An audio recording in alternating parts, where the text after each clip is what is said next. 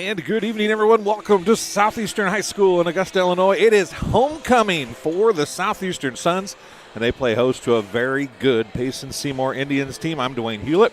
Thanks for joining us here on TSSR Game Time Live, presented by MDH. Evan Wagner, per usual when we're here at Southeastern, is on the camera tonight, and we're going to have a fun-filled evening for you. Maybe more so than the basketball. I'm sure the basketball game is going to be good, but we have got lip sync competitions at halftime. We have got, and that'll be on the fresh soft game. We have got introduction of the homecoming court. That'll be at the end of the fresh soft game. And then we got a cheerleaders dance at the halftime of the varsity game. And we'll mix in some basketball as well. This is JV action getting ready to come your way right now, as it's the Payson-Seymour Indians in blue, and of course the Suns in white, and Griffin Tippy with the basketball.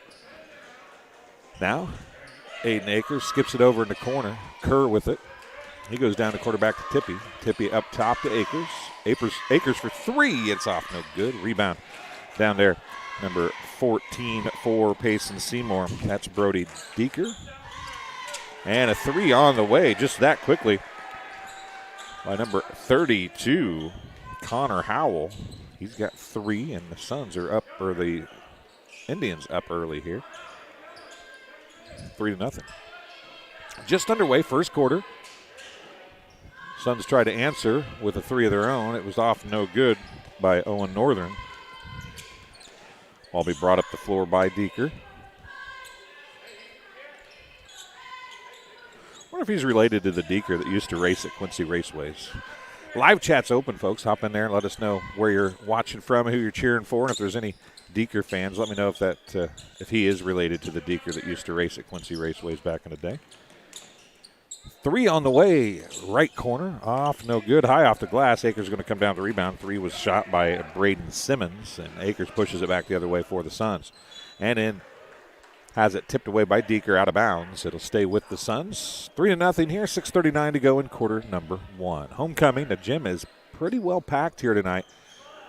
Right here, little birdie told me there's going to be some fun with some administration and teachers during the lip sync contest, something that I was told I don't want to miss. So put it this way, they had coat hangers in hand and advised that wardrobe changes will be needed.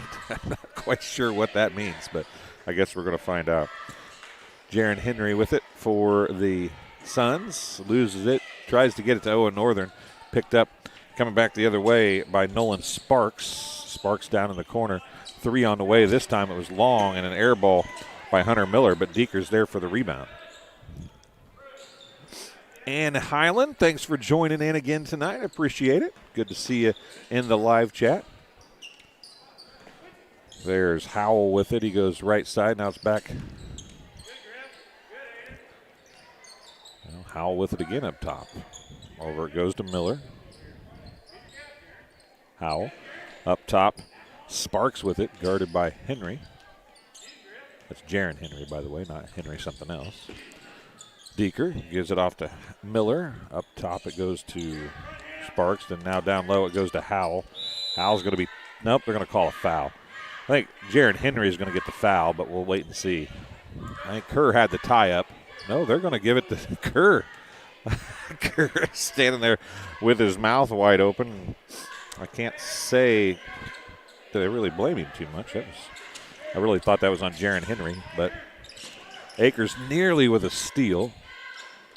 And it comes to Howell. He's got the only 3 points of the game. Deeker with it now. Tipped by Tippy. Down to Howell now. And that was more of a foul by Kerr. And didn't get the call. It's a jump ball. It'll stay with the Payson-Seymour Indians.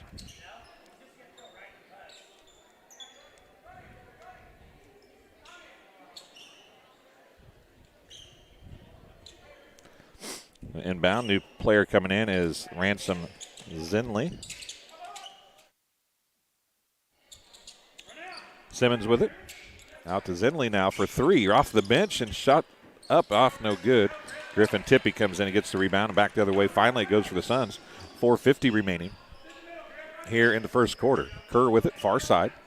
On the dribble, skips it across to Henry, up top Akers. Actually right wing. Now Kerr. Kerr will try the three. His shot's off the back of the rim, no good. Rebound down there by number 33, also in the game, Ashton Baker. There's Sparks with it up top of the key now. Also in the game, number 2 that I don't have on my roster. I don't know if that's Aiden Freezy or not, but I don't have number 2 on my roster. Akers spins off, no good. Rebound to Griffey after it was tipped around a few times. Back to Akers, his jumper off the back of the rim, no good again. And it's going to be Simmons with the rebound.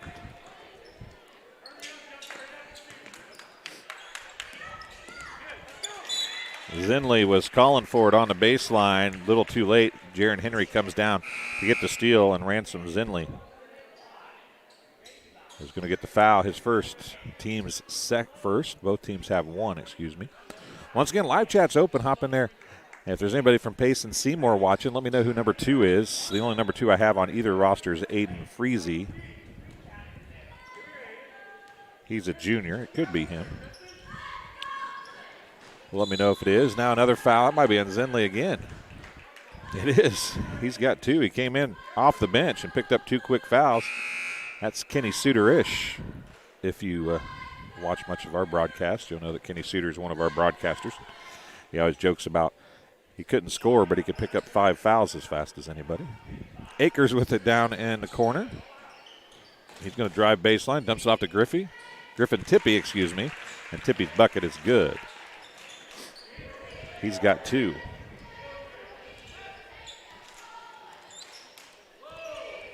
Back in the game for Zinley is Deeker. Deeker goes over to number 2. Freezy is what I want to call him. Turnaround by Baker's blocked. And going back the other way. Baseline jumper off, no good. That's Gunnar Walker with the shot. Tippie an air ball. Walker's going to try and track it down. It may go off of Walker. It does.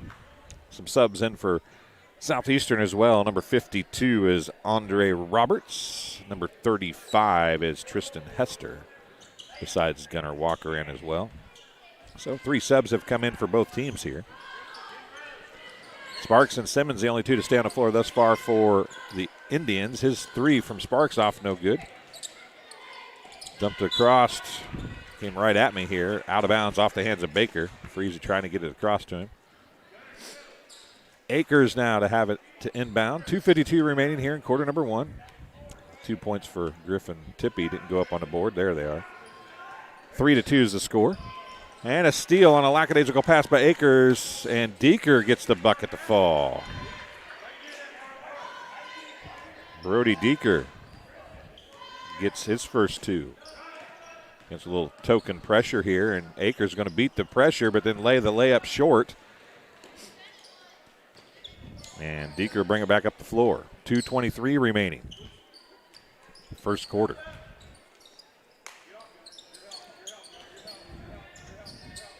Sparks. Back to Deeker, back to Sparks. Near side Simmons. Freezy for 3. Left corner, long. Barely got rim. Akers with the rebound. Outlets it to Tippie. Tippie's going to go. And a lot of contact. And the official started to call the charge and then changed his mind and made it a block. It's on 30, they believe. Braden Simmons, his first. Team's 3rd. I hit the wrong foul on the Suns one time. I apologize. They've only got 1 team foul. Down low, Aiden Akers gets the bucket to fall. And the Suns take a 1-point lead. Or, excuse me, they cut it to a 1-point lead as Akers gets his first 2. 1:45 remaining in the first quarter. Freezy forces it up. Baker has the rebound. And Gunnar Walker is going to get the foul.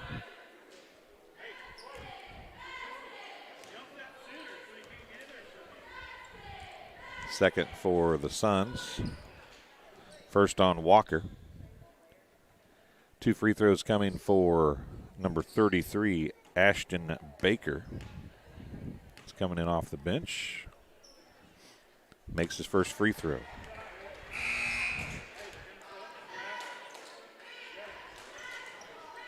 Checking in for Payson-Seymour, number 11. That's Jace Gilmore. Baker's second free throw off, no good. Tipped around. Gilmore nearly had the rebound. Roberts comes down with it. Akers pushes it the other way with 1:34 remaining. Walker back to Akers on a give and go. Crosty tries to come to Tippy, gets it to him, and Tippy can't finish from down low. Gimme, he's going to go up with it again. Throws it up, and that time he's going to get a foul. Oh, they're going to call him for the travel first.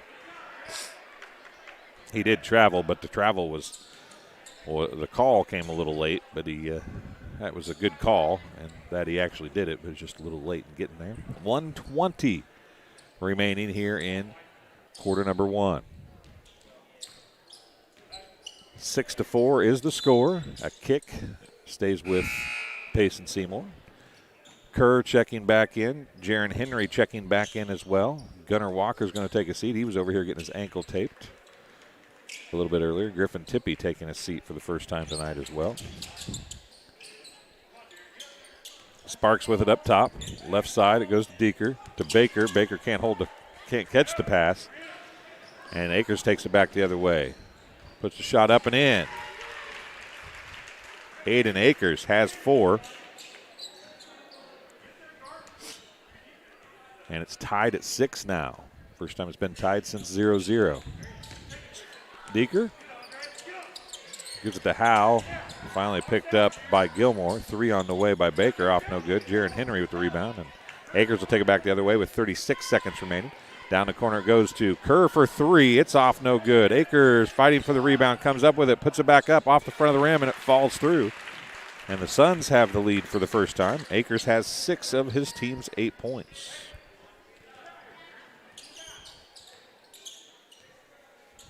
15 seconds remaining. Looks like the Indians going to try and tie it up here at the end of quarter number 1, holding it for 1 shot. 10 seconds remaining. Deeker still with it. Comes near side to Sparks. Sparks has it stripped away. It's going to be on the floor. Finally picked up by Akers. A jump ball. Possession to the Suns. 2.7 seconds remaining. Akers going to try and get to half court. He's going to loft a long one up. It's short, and that's how quarter number 1 will come to an end. The first quarter ends with the Suns leading 8-6. We'll take a quick break, and we'll be back on TSSR Game Time Live, presented by MDH, right after this. When my parents told me they'd be using Adams Experts, I felt a bit replaced. I mean, they always called me to remove their viruses or get their printer connected to Wi-Fi. He even set up their new Roku. How do I adopt a new son? But then he taught me a few things. And now, we're like tech brothers. Adams Experts. Repair, maintenance, and setup for all your home technology needs. And welcome back here to Augusta, Illinois, Southeastern High School, as the Southeastern Suns celebrate their homecoming tonight against the Payson-Seymour Indians. I'm Dwayne Hulett. Evan Wagner on camera. This is TSSR Game Time Live, presented by MDH. Our live chat is open. Hop in there and tell us where you're watching from and who you're cheering for. Thank you for tuning in to TSSR Game Time Live, brought to you by MDH. The coverage of Southeastern Sun boys basketball is brought to you by Mudd Insurance Group and Grinnell Mutual. Contact Mudd Insurance today for all your home, auto, farm, commercial, life, health, and Medicare insurance needs. Call them today. Live life knowing you're covered. Period number 2 starting now. Once again, live chat's open. Hop in there and let us know where you're watching from, who you're cheering for.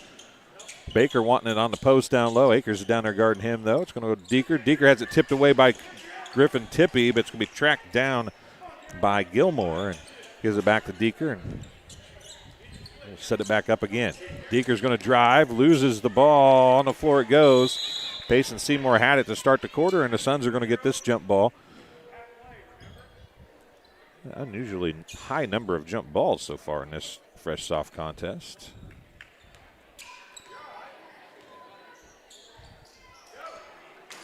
Akers with it. 7:27 to go in the first half. Oh, Kerr breaks without the basketball. Can't finish, though. Griffin Tippy gets the rebound. Owen Northern the shot. It's off, no good. Kerr had a great cut moving without the basketball and a good job to find him, but he couldn't finish. 7:12 to go. A three on the way by Howells, off no good. It's going to be tracked down by Baker. Baker going to get hammered by Kerr. No foul call, and it'll go back the other way. Akers with it now. Goes to Tippy.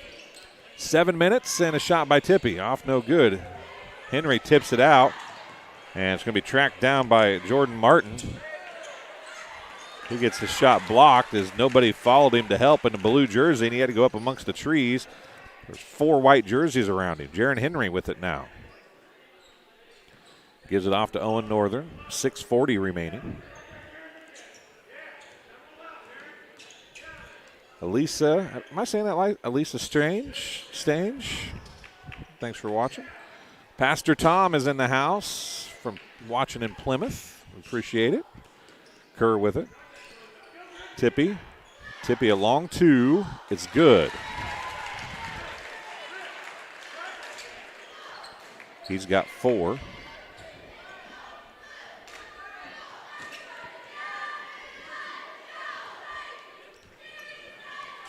Six minutes here to go in quarter number 2. Nice look. It was a nice look by Howell, but he threw behind. And both officials said it was white ball, and Payson-Seymour less than impressed with that call. Coming into the game is Hunter Miller for the Indians, replacing Baker.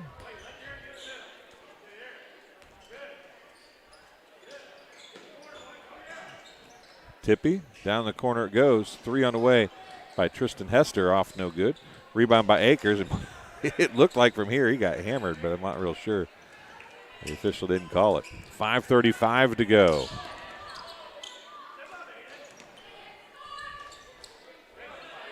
Deeker's going to launch a tray high off the backboard. No good. Rebound to Akers. Paula Moncraig watching. Thanks for joining us in Arkansas. Griffin Tippy's grandma. You've had some fun games to watch here recently. He's been playing pretty darn well. Down in the corner it goes to Jaron Henry.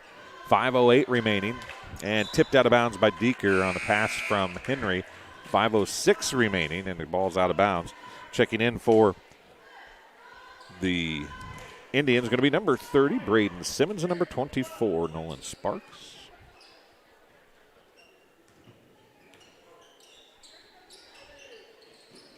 And tried to get the ball to Tippy. I don't know if Tippy wasn't looking or the ball got tipped. Akers is going to foul Sparks. Akers wasn't real impressed with the call. His first, team's third.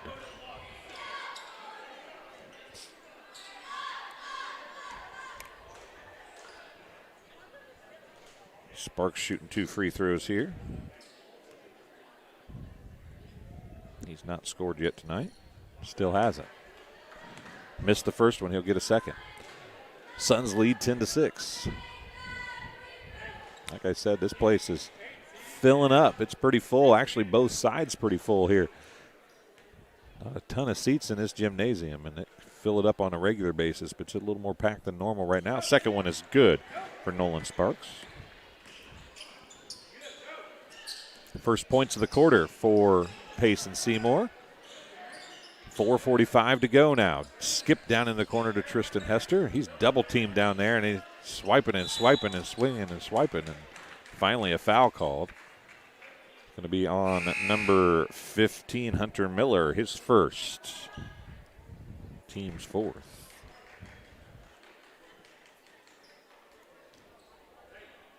Once again, second quarter, nearing the halfway point of the quarter.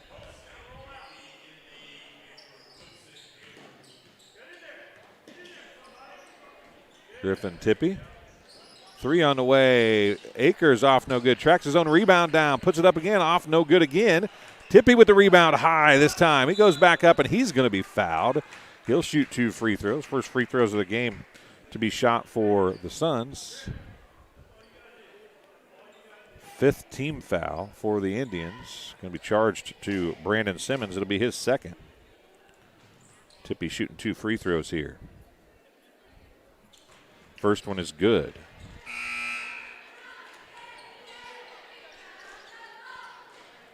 Subs coming in, Kerr, Roberts, and Owen Northern. I didn't actually see, I apologize. Wyatt Bartimus was in as well, missed him coming in. And Gunnar Walker waiting to come in for Tippy possibly, if Tippy makes this one. And he does.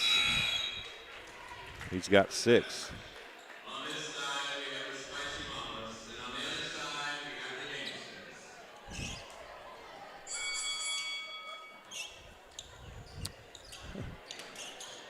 Little audio preparation going on in-house, I do believe. Simmons with it. Gonna come up top to Freezy. Somebody from Payson-Seymour watching.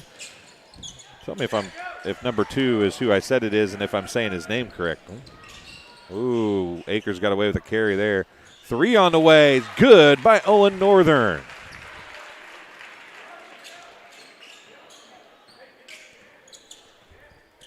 .341 to go here in quarter number 2. Almost halftime and what is supposed to be an epic lip sync battle.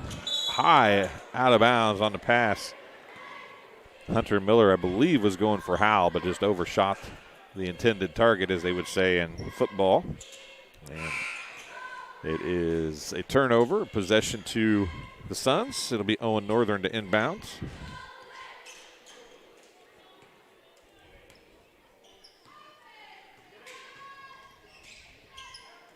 Owen Northern nearly loses it out of bounds. Gets it to Kerr. Kerr down to Roberts. Roberts tried to get it to Akers, I think. It's knocked out of bounds. Griffin Tippy's going to check back in. He's going to replace Aiden Akers, give him a little bit of a break. 3:22 remaining here in quarter number 2.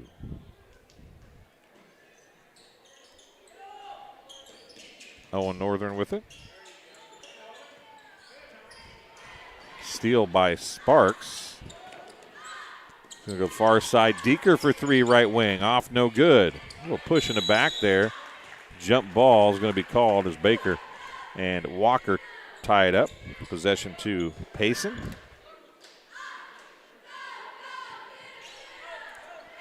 The Indians with it to inbound. It's Deeker to Baker. If Simmons hadn't have stolen that pass, Tippy would have had it, and there's going to be a travel. Howell tried to do a Euro step, and he did a Euro step and a half or something like that. 3 minutes remaining here in the first half. Owen Northern pushes it by Simmons to get it across half court. Picks up his dribble in a really bad spot, and he shifted his pivot feet and gets called for the travel with 2:51 remaining in the first half.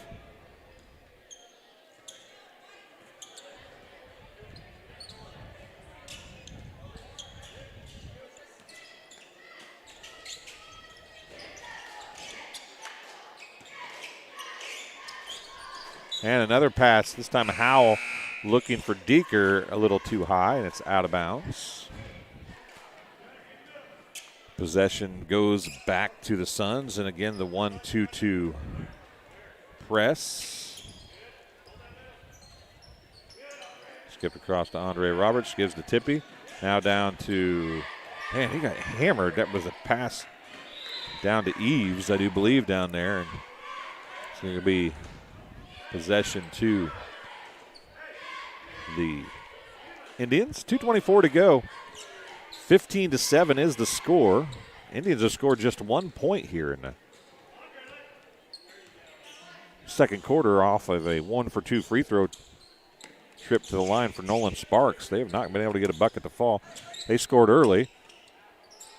Simmons has his pass tipped away. It's going to be picked up by Howell. Howell's going to spin around. Now he's going to come down to Baker. Baker's open, kicks it out to Deeker. Now loses it, gives it out to Sparks. Sparks hits the triple. He's got all 4 of the points here in the quarter for the Indians. Andre Roberts says, anything you can do, I can do as well. He hits the triple as well, and it's right back to an 8-point lead for the Suns. 1:30 remaining.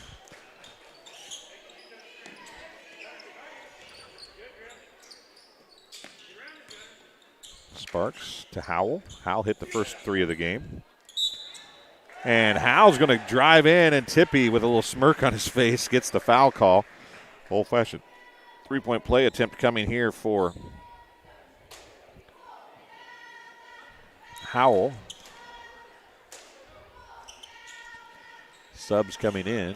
Back into the game. I believe it's going to be number 15, Hunter Miller. It is. Baker will take a seat. 1:19 to go here in the first quarter. Actually, first half, second quarter. Completion of the three-point play attempt here for number 32, Connor Howell. Tippy stays out of the lane. Oh, I guess he didn't stay out of the lane. He was leaning a little too much. He tried his best to stay out, just couldn't quite stay out long enough.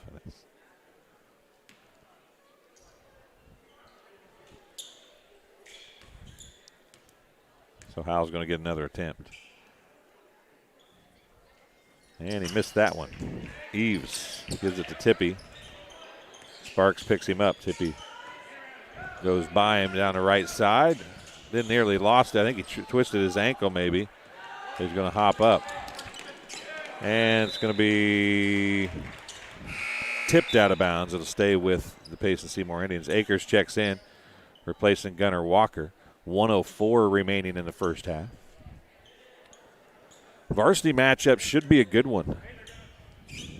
Payson-Seymour took route, the number 1 team in 1A, and a 3 by Colin Howell.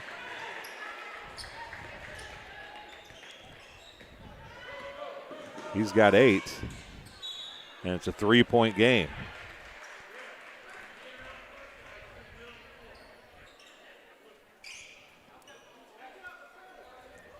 .7 seconds remaining, and the Indians a chance to cut it to 1 or tie it here. Deeker with it up top, way out to the half-court circle.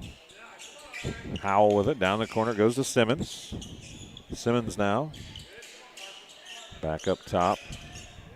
That was Miller. Howell. Deeker on the dribble, 27 seconds remaining. Sparks now. Skips it across to Howell. Wide open 3. He'll take it. It's way long. Kerr catches the ball that was overthrown to the net. And he's going to nearly turn it over again. Tippy's going to have it with 13. Kerr throws it out to Roberts. Roberts across to Kerr. Kerr out to Tippy. 6 seconds remaining. Tippy, pull-up jumper. A little bit of a fadeaway is good by Griffin Tippy. And that's how the half comes to an end. Tippy finishes with 8 points in the first half. And it's 20-15 at the end of 2 quarters of play.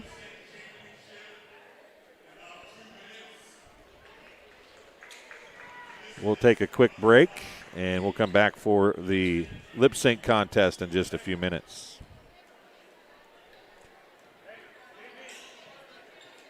At Western Illinois University, leathernecks don't just blend in. Our purple stands out. Our students are innovative, creative, and resilient. At WIU, there's limitless potential, with campuses in Macomb, the Quad Cities, and online. Visit wiu.edu/potential to become a leatherneck and get an education that stands out.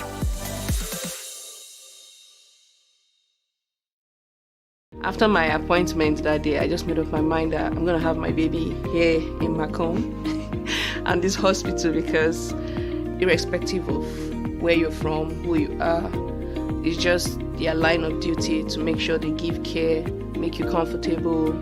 I thought about the staff of MDH, they're all good. And you get all the support you need. This is just the best place for you and your family. I grew up in a small town in Missouri, and I like the feel of community. I like knowing the people that I take care of and knowing the people around me, providing care for someone that you know is in this community and helping them to get better. And we're back. Got to get Evan's attention.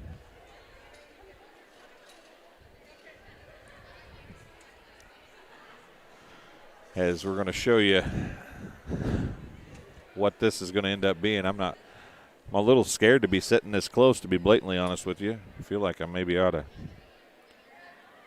run away or something. We'll see how See if I'm right, wrong, or indifferent here.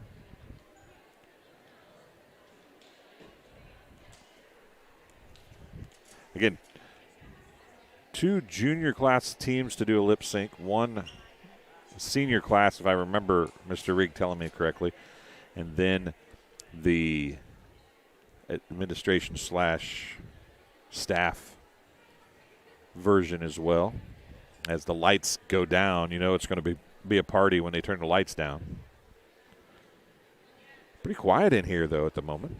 We'll tell you while we're waiting. Connor Howell leads the Indians with 8 points. A couple threes and a 2. Missed a free throw.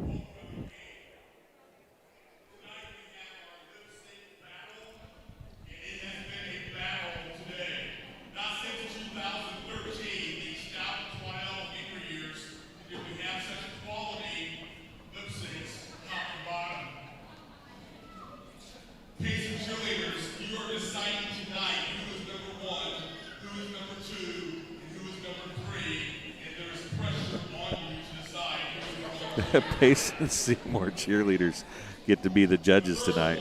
Superintendent Fox. Shake It is the name. Here we go. Shake It is the name of the lip sync group for the juniors, group number 1. Mr. Fox, the superintendent, telling the Payson-Seymour cheerleaders their job is very, very important. So we'll see how it goes here. Once again, this is juniors this time.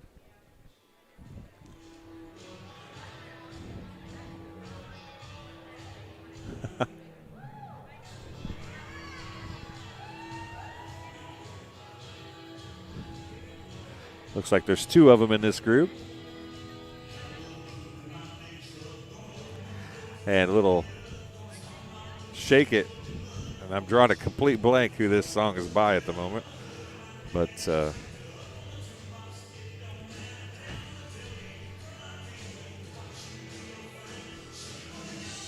Evans up there. This is a little outside his norm on the old video camera work. Well, everybody in the crowd's dancing. I'm not real sure if they're dancing because of the dancing that's going on the floor, or if it's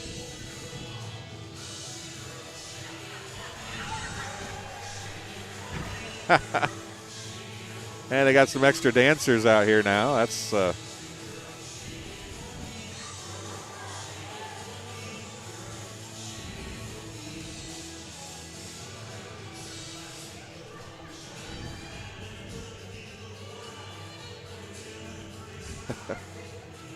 I don't know the names of these kids, but they are juniors.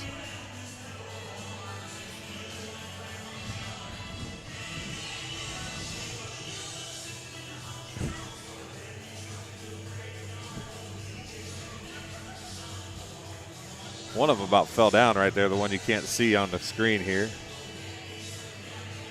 There he came back out.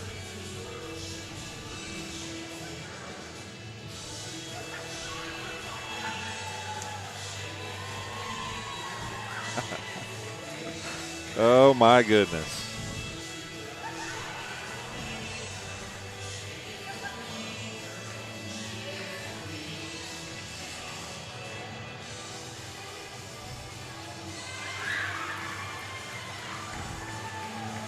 One of the dancers is dancing with a cheerleader. The other ones are giving a piggyback ride there.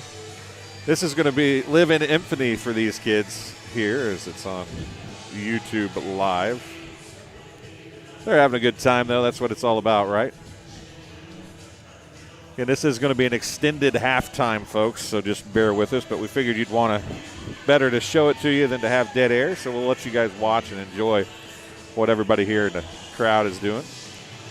A lot of smiling faces, head shaking, and laughing going on in the crowd right now. We'll see what the next group looks like.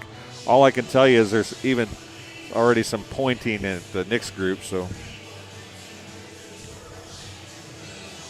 I'm impressed with the choreography that's went into this, actually. The choreography has been rather impressive for these boys. They have worked on this probably more than they care to admit, I would imagine.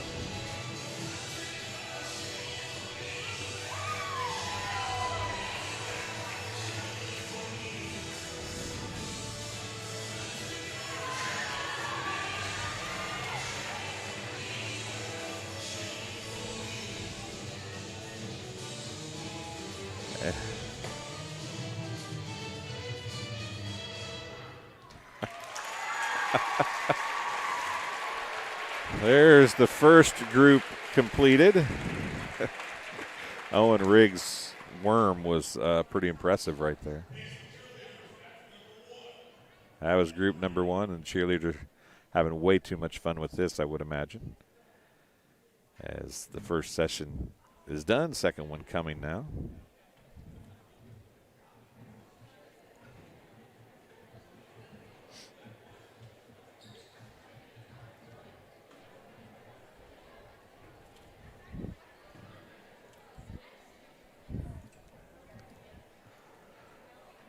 Well, this is going to be the seniors or what this is going to be here. We'll wait and see. Pretty big group this time. The aforementioned wardrobe changes are about to happen, I do believe. Again, this is the homecoming for Southeastern, if you're just tuning in and wondering what the world's going on. It's halftime of the JV game. As you can see, it's 20-15. Suns lead currently here in the JV contest. And we're getting ready for, it would appear to be the seniors portion of the lip sync competition. And they had 5 people, 2 guitarists, a singer, and 3 dancers in the first junior class group. This group is much, much larger. All kinds of wardrobe changes coming, it would appear.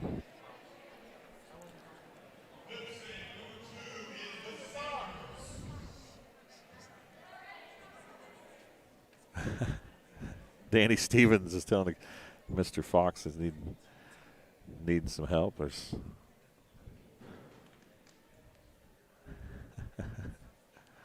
All right, well, here we go. Let's see how this one works out.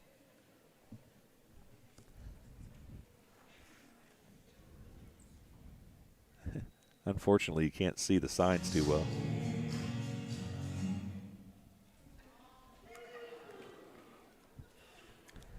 There's people laying all over the place. Please silence your phones. Sit back and enjoy the 2023 Senior Tribute Mashup. Mashup is what I'm hearing.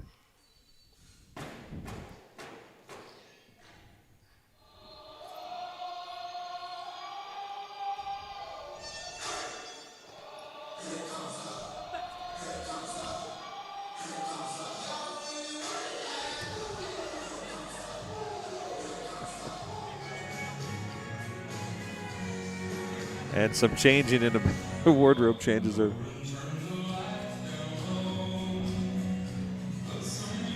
And a little Josh Turner right there with the cowboy hat. That was a pretty good wrestling move right there, though. I got to give him some credit for that.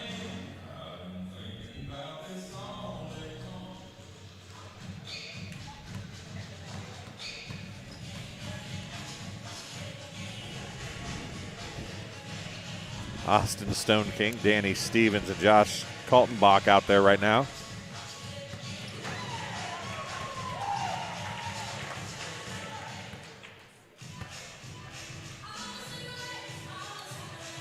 A little Beyonce going on now.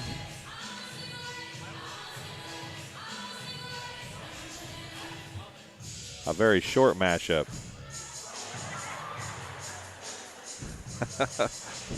Genuine's Pony. That was a pretty nice splits there, actually. I don't know about Danny's.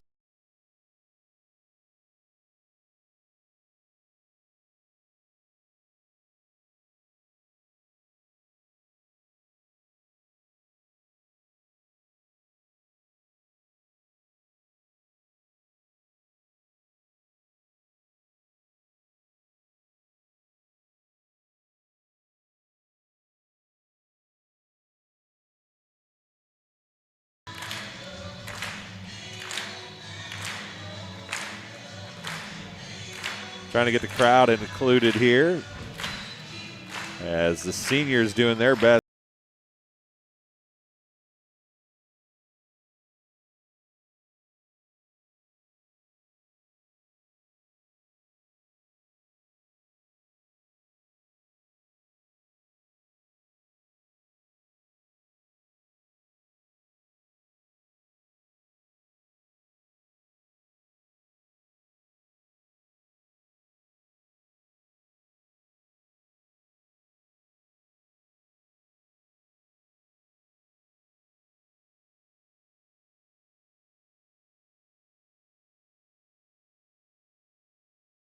And just a few hats, graduation caps getting tossed as well. Now there's another junior class yet to come, I believe, and then the teachers.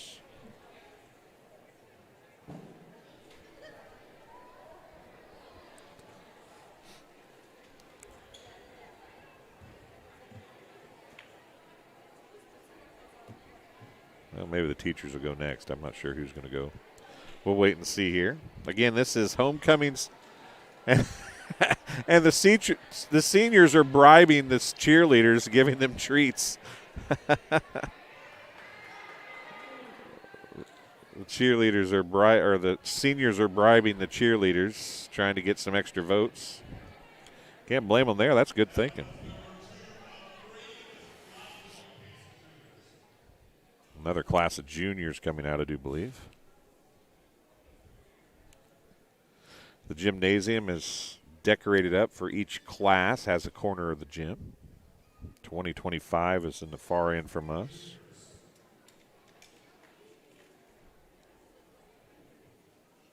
Well, Michael Jackson-esque coming out here on rig, it looks like.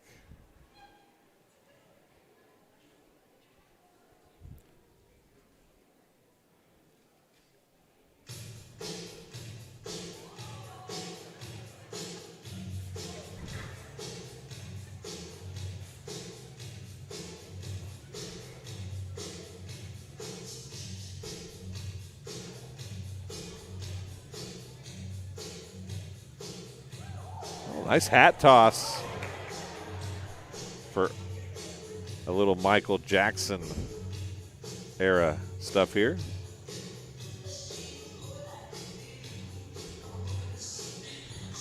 The microphone needs to be a little higher there. This song is probably 20 years or 30 years older than the kid lip singing this song right now, folks. If people my age can remember when this song was new.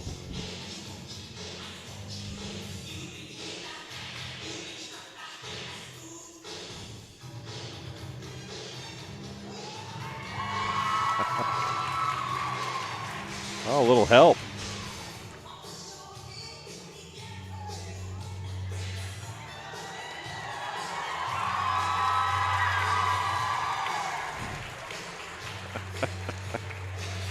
So let me see. The seniors have given bribe suckers, and Owen Rigg brings little kids out to get bonus points.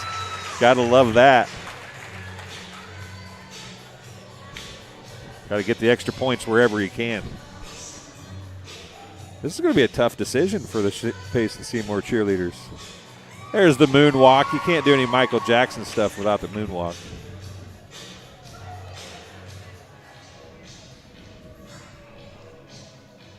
And Thriller. Whole host of zombies coming out.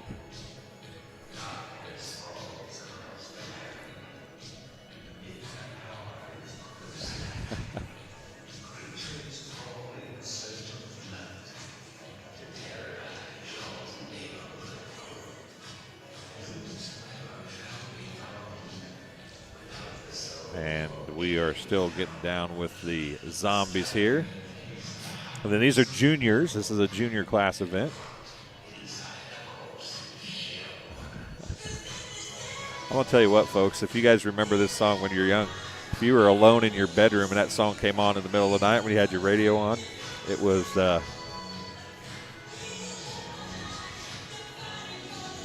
eerie, to say the least.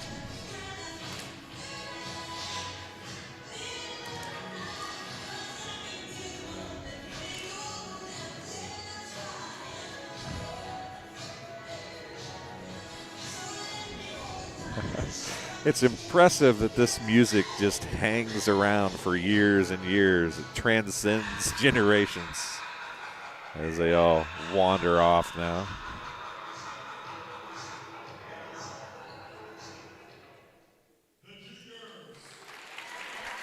That's the juniors.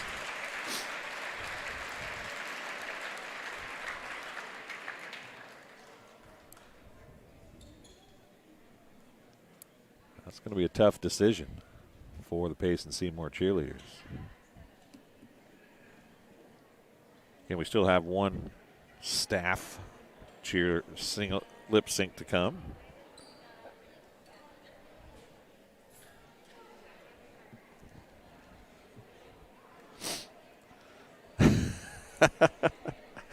Oh, Mr. Kerr. Coach Kerr.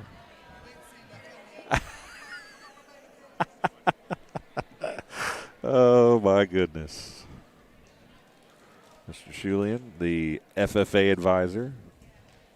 Mr. Rigg, the AD and teacher. And the superintendent, Mr. Fox, all out here. And I unfortunately don't know the fourth person. You're rocking it.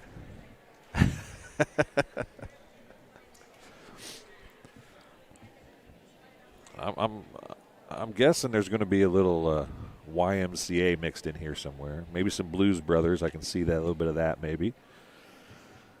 I don't know. This could get crazy. Mr. Fox looks like he might have some Miami Vice going on, but I'm not real sure. With the pink sport coat.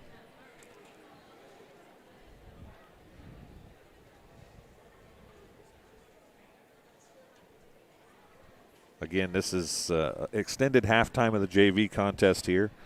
It's homecoming for the Southeastern Suns, and part of that is they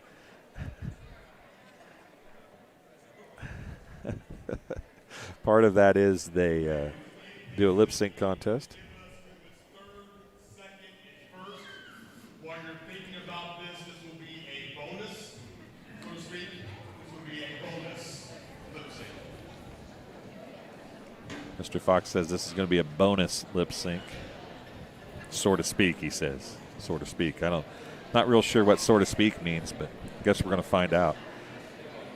Mr. Kerr, the first one to walk out. Mr. Rigg follows.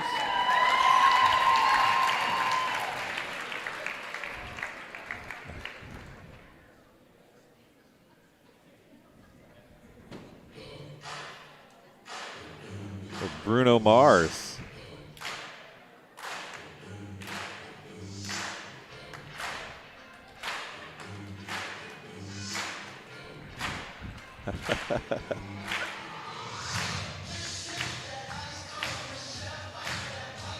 And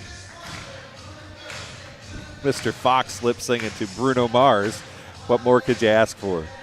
The superintendent, folks. I'm going to tell you what. We had Mr. Fox on a week or so ago on one of our games. But he is as good as it gets in the superintendent business, folks. He is very, very active at the school. He leads the assemblies, takes an active role in absolutely everything that's going on. He's transparent.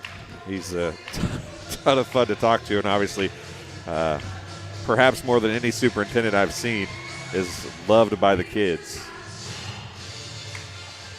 They've got a great staff here at Southeastern, and having a little bit of fun right now. Abigail Kerr is watching from Indiana. That's step dancer. Mr. Kerr's her dad, cheering on Carson Kerr, of course. Abigail, I'm very impressed that you admit that that's your dad. I understand cheering for Carson, but no, I'm just kidding. Coach Kerr is one of the best. Somewhere under the rainbow. That is not a drastic change or anything.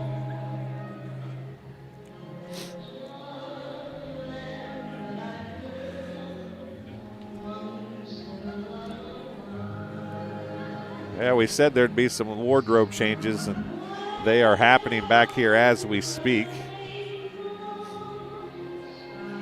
Not quite. I don't know about the transition though from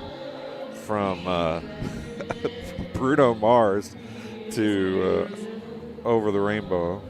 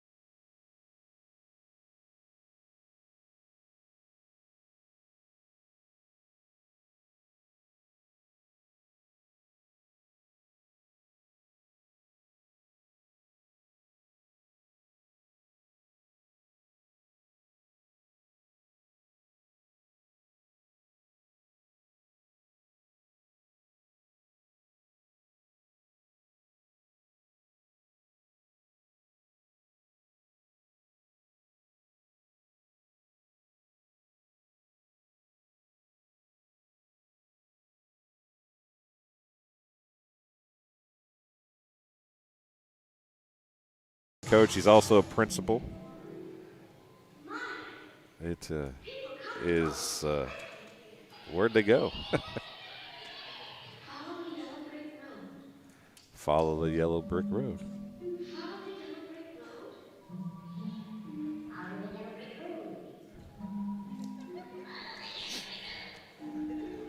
Mr. Schulian's out looking for the yellow brick road.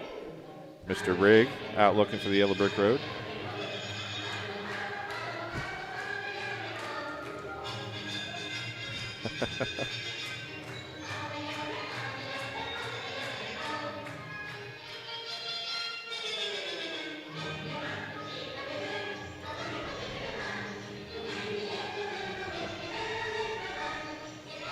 You know, you have to, when you're a teacher, you have to have at least a bit of lack of concern about what people think. And these guys are having a blast, and the kids and parents and families are loving it. Now we got a little Blues Brothers action coming out, I think. These two play the part well. Southeastern's been so lucky to have these two guys on here at this school. I worked at the Macomb Journal in the late 90s, and these guys were teachers and coaches then, so it's just amazing to see how long they've kept those teachers and now administration here.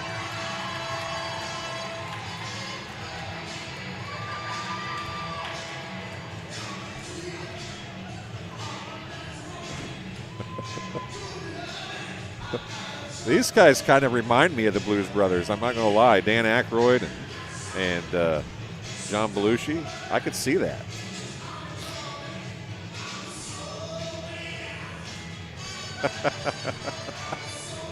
Oh, my goodness.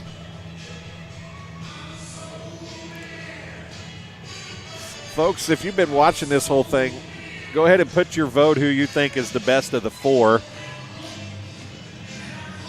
Either the juniors, the first group, which was Shake It, the second seniors, which was really good at the end, the juniors, which was the Michael Jackson theme, which was great throughout, and then here's the administration having a bunch of fun as well.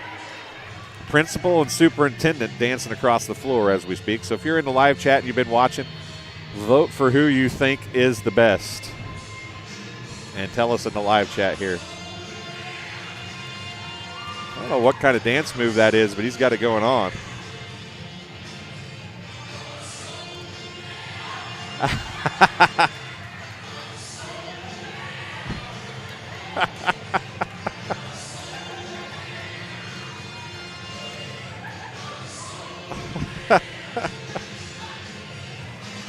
That poor girl she's hilariously laughing, and she's never going to live that down.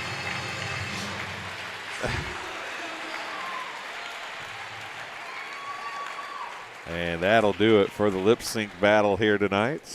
We're got to wait and see. Once again, if anybody would be willing to, vote to see who you think is the best. Group 1, Group 2, Group 3, or Group 4. Put that in the live chat if you want to. Hopefully you guys enjoyed that. Hey, I left 3 minutes on the clock for everybody to warm up.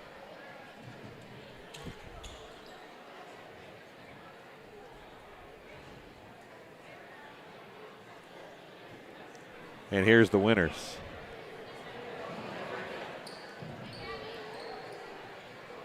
Mr. Fox is out there.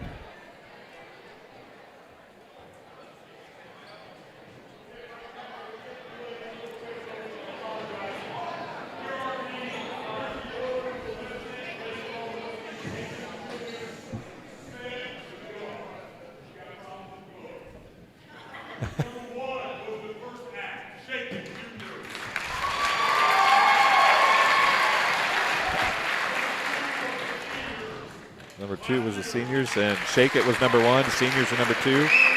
And the Thriller dance was number 3, according to the cheerleaders.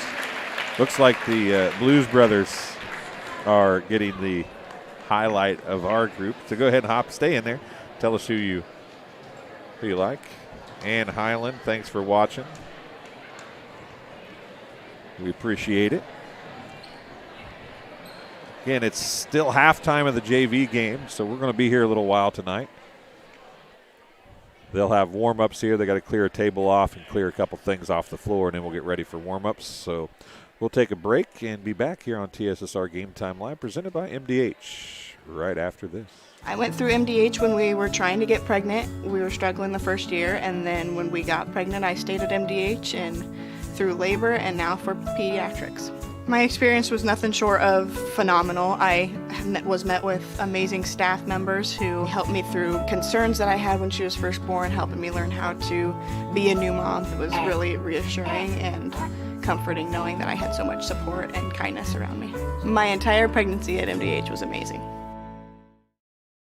I'm a pretty calm, cool, and collective guy, but... Sorry, what's your name? Yeah, Evan. Hi, Evan. Yeah, we have no internet. Nothing. I don't know. It just stopped working. The internet is down. I know, I'm on the phone with them. No, that was my wife. I can't get online again. Yeah, I'm talking to Evan. No, my daughter, my wife. Okay, can you guys not talk?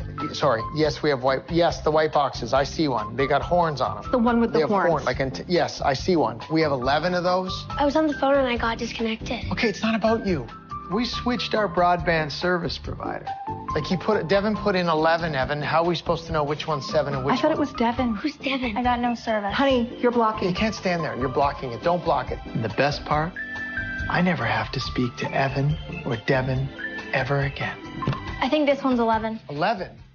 We're not looking for 11. No, are we looking for 7, Evan, or 11? We have 2 next to each other. That's bad. 2 white boxes. Evan?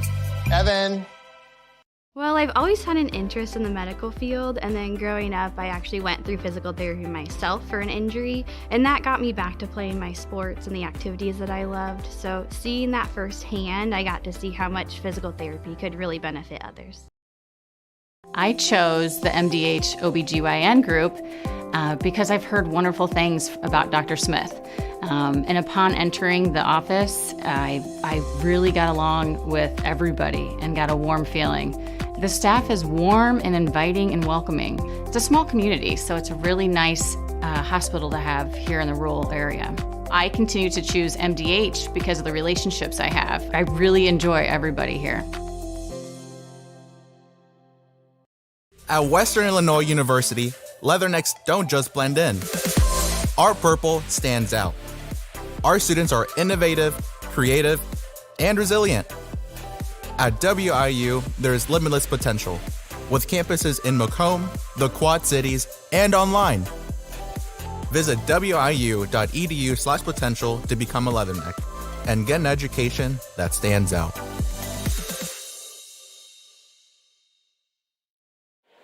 And welcome back here to Augusta, Illinois, Southeastern High Schools. We are getting ready to go here. I don't think either team's going to take any warm-ups. We're going to go right back to basketball, and it will be Southeastern basketball to open the second half.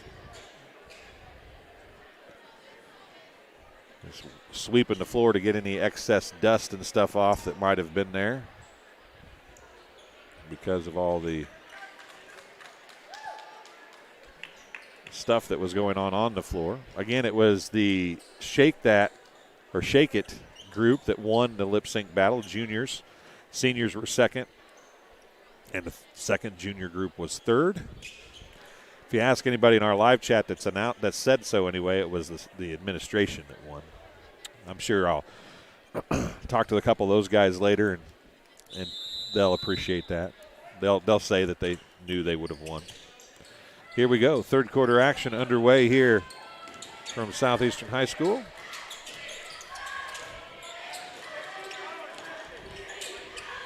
And Kerr is going to lose the ball, goes right to Simmons, and he's going to go back the other way. Andre Roberts gets back to try to stop the shot, can't do it. And Simmons is going to get his first two of the night.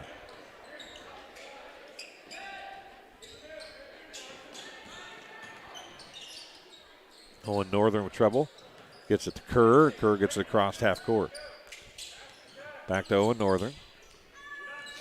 This is the same folks that we saw against Illini West earlier.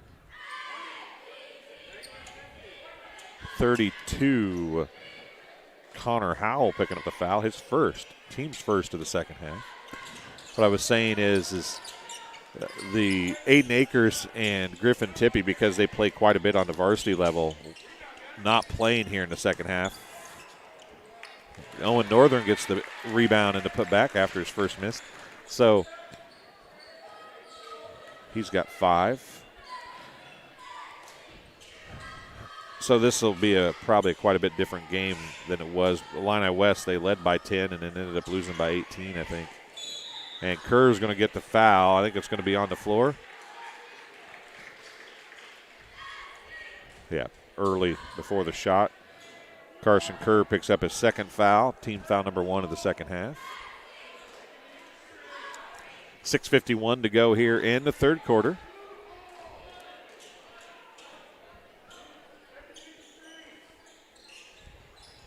Good for these kids, though, to,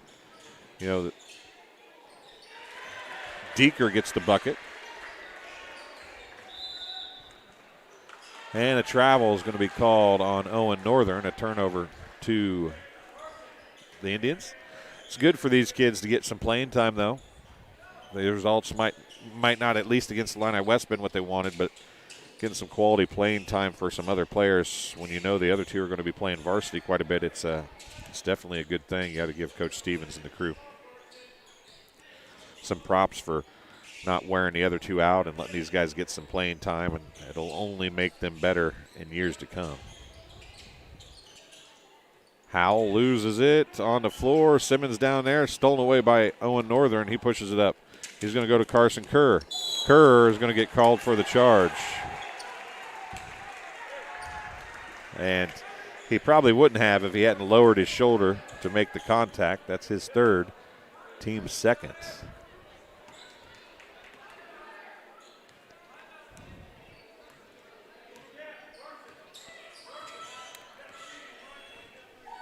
Sparks over to Deeker. Skips it back. Sparks left wing. Looks at the three. Doesn't take it. Deeker thought it was going to Simmons. Simmons thought it was going to Deeker, and the bench got hit by it. That's what happened right there. What we have here, folks, is a lack of communication. And a pass to Henry stolen away by Simmons. Deeker now down low to Howell. He loses it. Andre Roberts is there to take it away. Owen Northern will bring it up for the Suns. 5:40 remaining here in the third quarter. Carson Kerr with it. Right side wing area. Dribbling in. Goes to the rack. He's going to be fouled by Connor Howell, I believe. Connor Howell, excuse me. Nope. On number 15, Hunter Miller, his second. Team second. A couple free throws coming here for Carson Kerr. He's yet to score tonight. Missed the first free throw. Checking in for Payson-Seymour, number 1, Jordan Martin. He'll replace Hunter Miller, who has 2 fouls. Braden Simmons, Hunter Miller, and Ransom Zinley have 2 fouls apiece for the Indians. Second one is good for Kerr.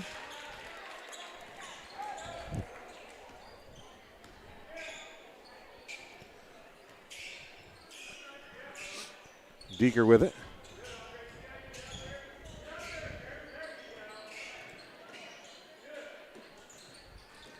Down baseline, Howell, and he's going to be hammered by Jaron Henry, I believe. We'll wait and see. It is on Henry. It'll be his first, team's third.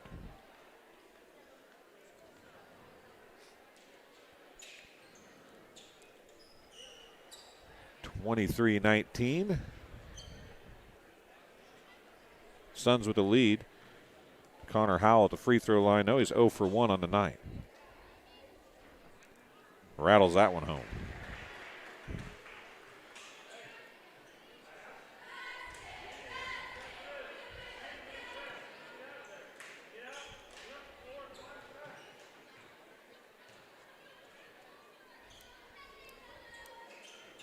Second one, no good. Rebound by Martin. Sparks with it, tries to throw to Howell. Howell zigged and Martin through the zag, and out of bounds it goes. Possession to the Suns.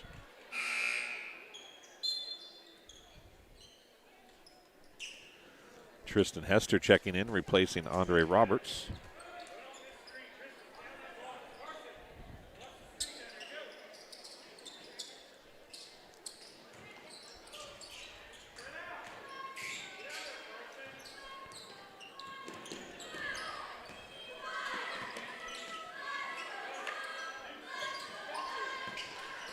Carson Kerr again, loses it. Tristan knocks it back, and it's blocked by Deeker. Deeker tracks it down before it goes out of bounds, and he'll go back the other direction. Howell going to be tied up by Kerr, but they're going to call Kerr for the foul. That'll be his fourth.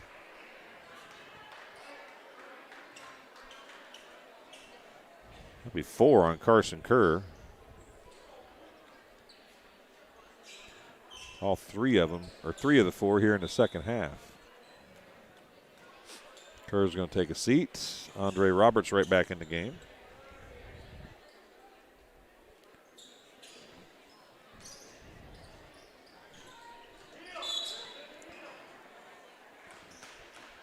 Owen Northern going to pick up the foul. His first. Team's 5th already.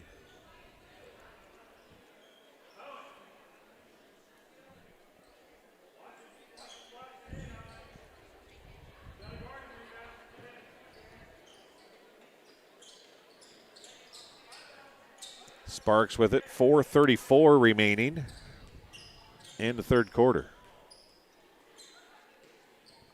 Deeker to Sparks.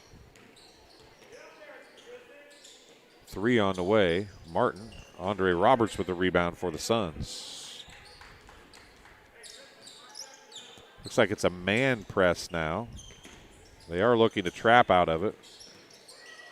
Henry gets it across half court. Goes to Owen Northern.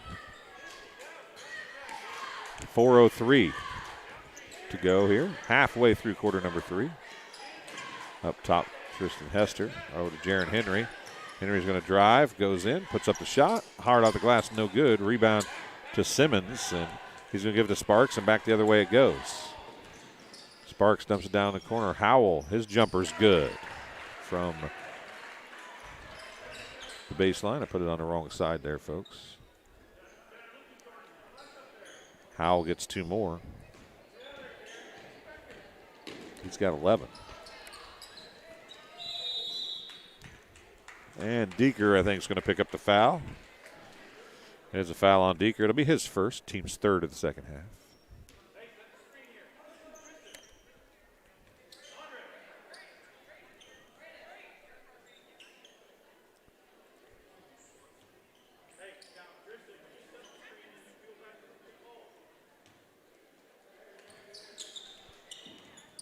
Owen Northern with it.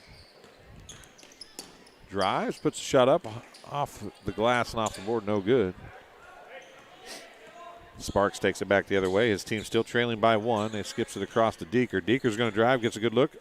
Jump stop, shot off, no good.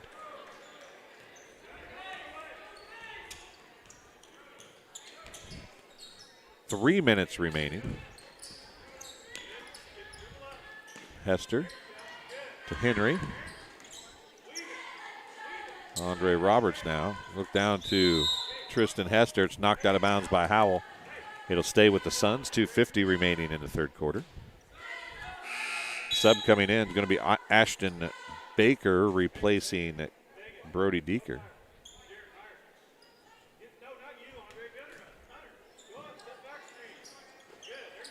Jaron Henry gives to Owen Northern. They set things up. Owen Northern pull-up jumper off no good, but it's going to be out of bounds off of Jordan Martin, excuse me. And it'll stay with the Suns, still holding on to a 1-point lead here with 2:39 to go in the third quarter. Just 3 points scored thus far for the Suns here in the quarter. Gunnar Walker on the rebound and the putback, no good. Owen Northern missed the initial shot. And Sparks going to push it up the other way. It's tipped and saved in, and then Martin has it. Good job by Zinley to get it saved in. He's back in the game playing with 2 fouls. He picked up 2 quick ones in the first quarter. He's going to skip it across Sparks, down low to Baker. Baker now back out to Sparks. Sparks going to loft up the triple. It's off no good. Rebound to Jaron Henry. He's going to outlet it to Northern and back the other way it comes. Under 2 minutes to go now in the third quarter. Northern with the basketball. And that poor kid, he's just got a foul whistle like attracted to him. Zinley's going to pick up his third. Just like that, the poor kid has to go out. He's just had no luck staying on the court. Foul trouble has been his bugaboo here tonight. Under 2 minutes to go, 1:50 remaining. And that's rolling and rolling and rolling. It's still in, and it rolled all the way down the court, folks. It was just on the sideline, and it just kept rolling and rolling down the sideline. Everybody thought it was going to roll out of bounds, but it was rolling straight down the sideline. It couldn't have been more than 3 or 4 inches from going out of bounds, but it stayed in.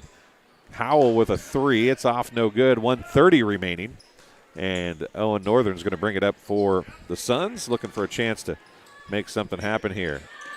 Oh, Roberts had a wide open look at a basket, didn't take the shot, tried to pass it down low, and I think I heard Coach Stevens say, you got to take that. Coach Kerr is coming up here. He's going to talk to us for a few minutes. Get him under a headset, and we'll turn it up. Tristan Hester with it is going to go up to Andre Roberts. Roberts will loft the triple, but he passed up on an easy 2 from about 10 feet away. Coach, can you call any basketball? You played some basketball. You ever called any basketball? Or? No, not really. Not really. I'm kind of I talk a lot, so I should be able to do that. Northern shots off no good. And Tristan Hester, they call a jump ball. I mean, I'm not real sure, but I think that's probably a travel in most leagues. Travel, yeah. But it's a jump ball nonetheless, and it's a possession to Payson-Seymour, so the ultimate outcome is the same. Well, Coach, junior high volleyball in full swing now, right? How's that going? Yeah, it's going well. We've got a pretty young and experienced, well, I shouldn't say young, I guess, inexperienced 7th grade team. We're 4-4, which is actually pretty good, I think, for this group. Doing a nice job learning the game, and, I think like I said, for whatever reason, they just didn't come in to the program with a lot of experience, and something they're learning. Deeker gets a bucket there, and an old-fashioned 3-point play attempt coming here. And doing fairly well. My 8th graders, coming off the state championship last year, 7th graders, they're doing really well. They have a nice season so far. We're 8-0 and beat a couple pretty good teams, and so they're off to a good start. Let's see who they give that foul to for the Suns. Free throw's good as well. I give him 7 points. Looks like they've got Hester on the board for a foul. Oh, they did put it up there. I was wondering who it was on. Hester gets his first. And we're going to be shooting free throws on every foul.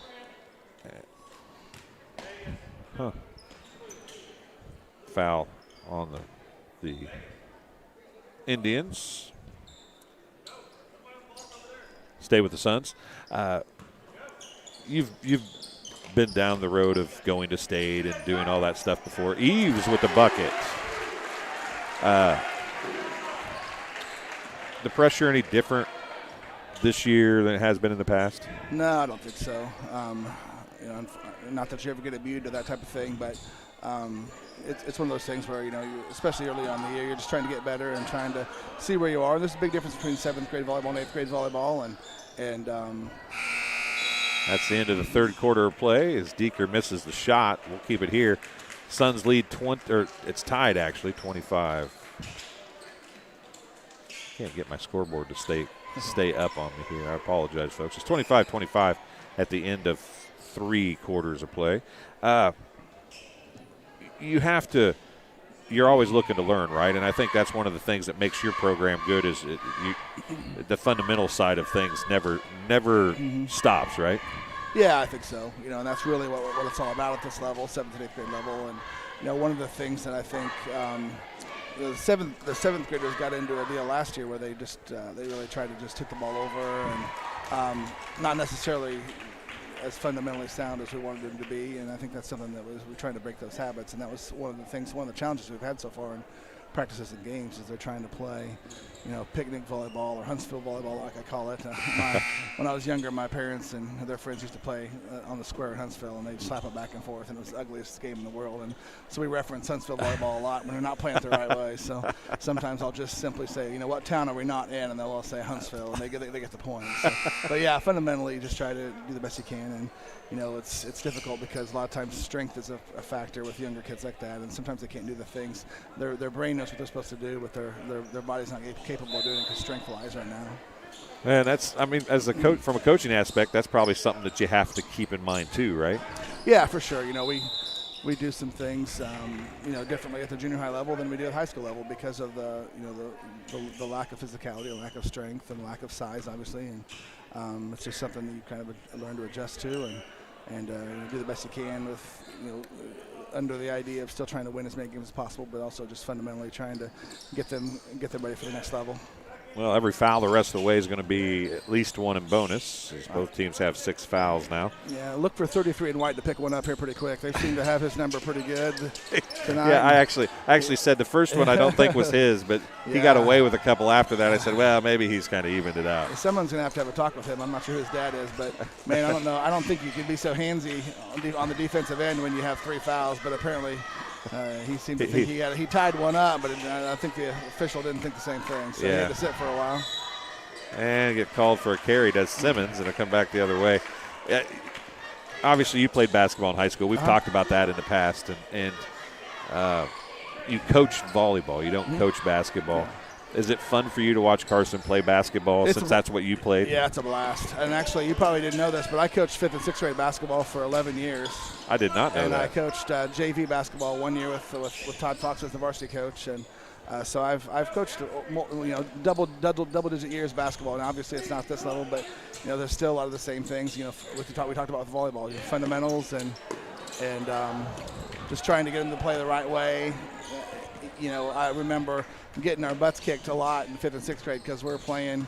There he is again, reaching. That's a smart foul right there with 4 fouls in it. That's really smart. That's awesome. That's good 5 stuff. fouls. Sorry.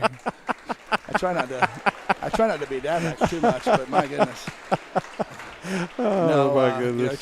Sorry, I'll try to stop laughing. Going back to the 5th and 6th grade stuff, I remember getting beat because we tried to play man-to-man and try to teach, fundamental skills of that, and other teams were playing packed in 2-3 zones, which is pretty hard to score against when you're in 5th and 6th grade. So, right. You sometimes just had to bite the bullet and take some losses when you knew you were doing the right thing for the program and the kids themselves.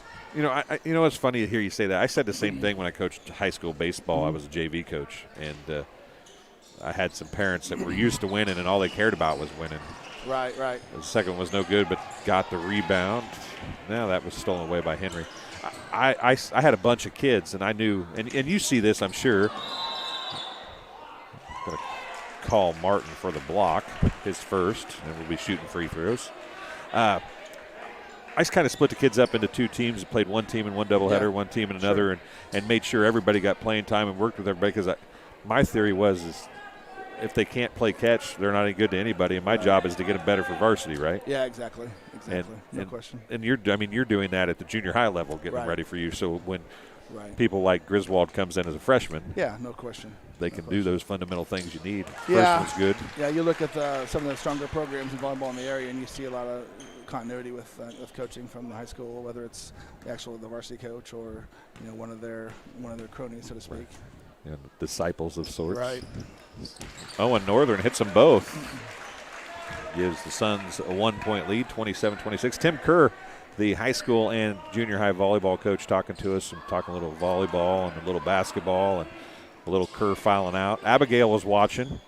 Yeah, she was cheering. I want to point out, though, this is the first time Carson's fouled out of any of the games that we've done. I think so. And this is the first time she's been in the live chat saying she was cheering him on. Is that right? Yeah, that's probably not a coincidence. It's all her fault. Yeah, she also, I think you might have got a close up of someone out there dancing. Yeah. She was. The quote is that stud dancer, Mr. Kerr. Yeah, did she teach you how to dance, or did you teach her how to dance? No, neither one of us can dance, we don't claim that we can either.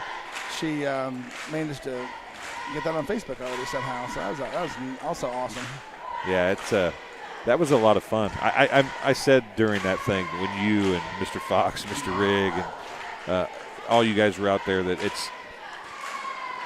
and you and I have talked about this before, but the administration and staff here is really, for a school this size, is second to none. Maybe for a school any size, but definitely for a school this size is second to none. Well, we appreciate that. We try really hard, and we love our kids and love our community and love our families, and they treat us well as well. So it's a kind of a give and take, and it's a nice thing. That's kind of a tradition we started. We've performed at homecoming dance for probably 8 or 10 years as a faculty. So this was kind of a cool one with Todd being his last year and kind of having him call the shots in terms of some of his favorite songs and some of his favorite things. So it was a blessing for me to be able to be involved in that. Well, he's about as good as you can hope for as a superintendent, isn't he? Yeah, no question. Yep, absolutely. And it's hard for me. I interviewed him a couple weeks ago. We talked about right after we got the first game back, I think it was from the fiasco over Christmas, Howell for 3, and he nails it. That guy can shoot. We might get a hand in his face. I saw him warming up, and I thought, man, we might want to guard him. He's got 14 on a night. But we were talking about different things, and I told him, I said, I don't really know what to call you. Mr. Fox, right. Dr. Fox. Yeah. Todd Fox, Coach Fox. I mean, he's worn so many hats, even for me as a journalist kind of through the years. You know what I'm saying? Yeah, exactly. And this school has been lucky to have him for as long as they have. Yeah, no question. He actually came to Southeastern. Oh man, it would have been my senior year actually in high school. It would have been 1990-91. He would have been. I remember watching him. Of course, as you mentioned, I played basketball, and we had some good teams in high school at Southeastern when I was playing. I remember going watching games at Culver Stockton, and he was a Culver Stockton player. And I actually remember him before I even knew him. Just being really intense and really an in-your-face type of person as far as just a player. And he brings that passion and he brings that love of still basketball, but it's also to the classroom. When he was a teacher, he was my government teacher. I think my senior year or some social studies class, and then. Obviously, worked with him a lot as a co-teacher, and then obviously under him as an administrator as well. Martin is going to pick up another foul. It'll be his second. And more free throws coming for the Suns. Owen Northern hit a couple a few minutes ago on a 1-and-1. He's got another 1-and-1 coming here. We are in the fourth quarter. 5:42 to go. 29-27. The Indians with the lead. You're a coach, and we talked about, you want to teach kids and make kids better, and fundamentals and teaching and stuff is what it's about. But it's still hard. Coach Stevens takes 2 of his best players out because they play varsity. Sure. They did that. They are up by 10 against Illini West, lost by 18. I mean, those 2 are very important parts to the fresh soft team. Yeah, absolutely. But it's also good for these kids. I mean, not to lose, but they get a lot more playing time, right? Yeah, no question. And that's you mentioned that. I mentioned to someone up in the stands a little bit ago. So we need to have a 15-point lead at the half, and otherwise we might be in trouble. And a lot of it's obviously take your two best ball handlers and take maybe your two, obviously probably your two best scorers off that team, and you're gonna struggle. But Carson and Owen and Garrett Gunner and those guys are getting good experience handling the ball against pressure, and them being the ones that have to create shots and things. So it is good for them. So you look at go back to wins and losses and development of kids and players and programs, and this might not be the prettiest thing to see sometimes, but down the road you hope that it does pay some dividends.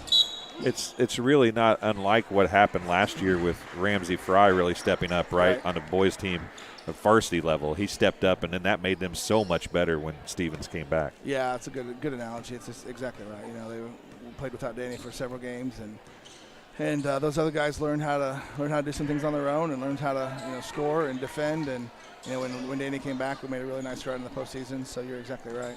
Zinley, number 5, just made 2 free throws. You're talking about Carson getting fouls. Zinley has 3 fouls, and I don't think he's played 3 minutes. No, you're right. There was one player on each team that kind of had a magnet for foul calls tonight. It was Zinley for the Indians, and then Carson just took it a little farther to this point than Zinley did. So yeah, for sure. 5 minutes to go here in the basketball game. It's 31-27, still pretty close here. You can see Martin's going to get that one. Well, Martin's kind of taken over that. He's got 3 of them now real quick. He hasn't agreed with any of the 3, I don't think, either. Yeah. Yeah, well, that's seems like there's some players that are going to do that all the time. Owen Northern shooting 2 more here.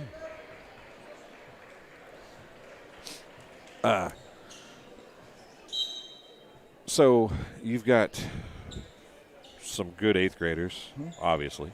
Right.